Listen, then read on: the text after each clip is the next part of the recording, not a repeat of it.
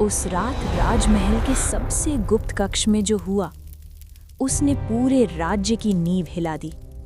राजा की तलवार जमीन पर गिर चुकी थी। महामंत्री के हाथ में एक मुहर थी और सामने खड़ा था वही आदमी जिसे पूरे राज्य में सबसे ईमानदार माना जाता था। लेकिन उस रात सच कुछ और ही था।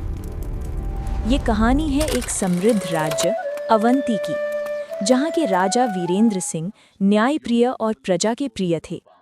उनकी सभा में एक मंत्री था, महामंत्री विष्णुदत्त, जिसे सब लोग उसकी बुद्धिमानी के लिए जानते थे। लेकिन कोई नहीं जानता था कि उसकी बुद्धिमानी के पीछे एक गहरा खेल छिपा हुआ है। विष्णुदत्त ने सालों तक राजा का विश्वास जीता था। वो हर समस्या का हल ढूंढ लेता, हर संकट में राजा को सही रास्ता दिखाता। राजा अक्सर कहते, अगर विष्णुदत्त ना होता तो ये राज्य कभी इतना सुरक्षित ना होता। लेकिन धीरे धीरे कुछ अजीब घटनाएं होने लगी। राज्य के खजाने से धीरे धीरे धन गायब होने लगा।